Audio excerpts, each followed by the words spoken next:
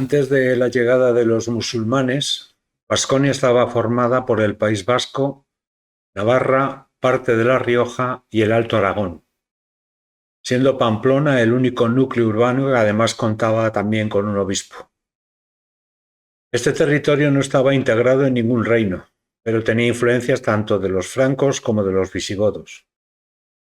Era una zona no sometida a los visigodos, pobre en recursos, pocas desigualdades sociales y liderada por milicias dedicadas al bandidaje y al saqueo. Los musulmanes llegaron a la cuenca del Ebro en el año 714 y tuvieron diferentes repercusiones en la zona. En el área meridional, el conde Casio, que controlaba los límites de las actuales Zaragoza y Pamplona, se convirtió al Islam y se entró en la clientela del califato de Damasco, a cambio de mantener sus posesiones y la autoridad en la zona. Sus descendientes eran reconocidos con el nombre arabizado, los Banu Qasi, los hijos de Casio. En la cuenca de Pamplona se llegó a pactos de capitulación, a cambio del pago de un tributo que garantizara las posesiones, la autoridad y la religión en la zona. Y en el País Vasco no hubo ningún tipo de cambio. El primer objetivo de los musulmanes era dominar Pamplona, con el objetivo de controlar los pasos pirenaicos hacia la Galia. La derrota de los musulmanes en Poitiers en el año 732 ante los francos provocó la rebelión de Pamplona, negándose a partir de esos momentos a pagar tributos, volviendo a la aristocracia local a tener el control. Pero esto no duraría mucho tiempo y en el año 734 los musulmanes volvieron a tomarla y establecieron allí guarniciones de los bereberes. 6 años después volvería a ser gobernada por las autoridades locales como consecuencia de la revuelta de los bereberes del año 740 y la renuncia de los musulmanes a la Galia. Por tanto, la zona quedó fuera, digamos, de los intereses prioritarios de Córdoba. Hasta el año 778 no hay noticias de expediciones musulmanas en la zona de Pamplona. Cuando Carlomagno hizo la expedición para tomar a Zaragoza y destruyó a su paso las murallas de Pamplona.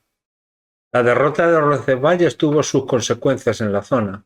Abderramán I, consciente de la importancia estratégica del territorio, estableció una zona militarizada cerca de la frontera, la que se llamó Marca Superior, para hacer frente a los núcleos cristianos del Pirineo y a los vascones y a los del Reino de Asturias, así como a los francos.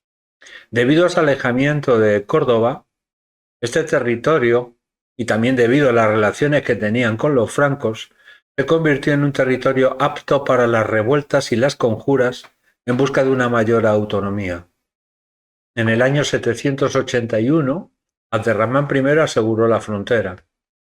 Los que se sometieron sin fuerza se firmaron capitulaciones, paz a cambio de un pago de tributo anual y como garantía de que esto se cumpliera la entrega de rehenes. Estos territorios gozaban de amplia autonomía política con condición de que reconocieran la soberanía del emirato. Donde encontró resistencia, Abderramán destruyó sus fortalezas. En estas campañas aparecen dos personajes que son posiblemente los antecesores del reino de Pamplona y del condado de Aragón, Jimeno el Fuerte y García Velascostenes, respectivamente. Las aristocracias locales de las regiones occidentales del Pirineo estaban siendo presionadas tanto por francos como por musulmanes, lo que les obligó a tomar partido.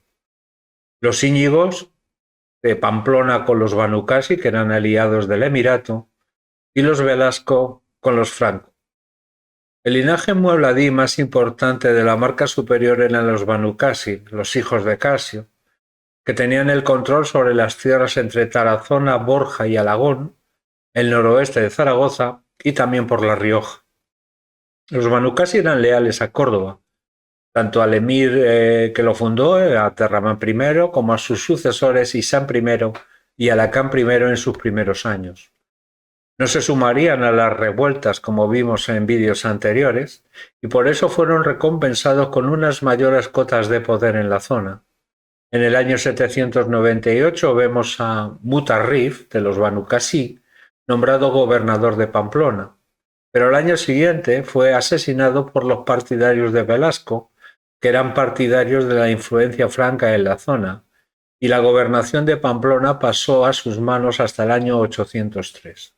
Ese año, Íñigo, Arista con el apoyo de los Benucasí, se apoderaron del gobierno de Pamplona y juntos fortalecieron su alianza enfrentándose tanto a los partidarios de Velasco como al gobernador de la Marca Superior puesto por Alacán I, el señor Anrús, cuyo objetivo era restaurar el dominio de los Omeya en la región.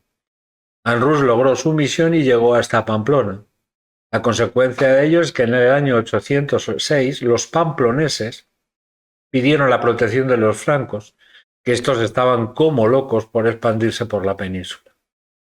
Pero antes del 806, hacia el año 800-801, los francos ya penetraron en el Pirineo central por los valles de Jaca, Ribagorza y Pallars, poblaciones que los francos consideraban que pertenecían al reino de Aquitania, y así nombraron al conde Aurelio como conde de la zona del futuro condado de Aragón.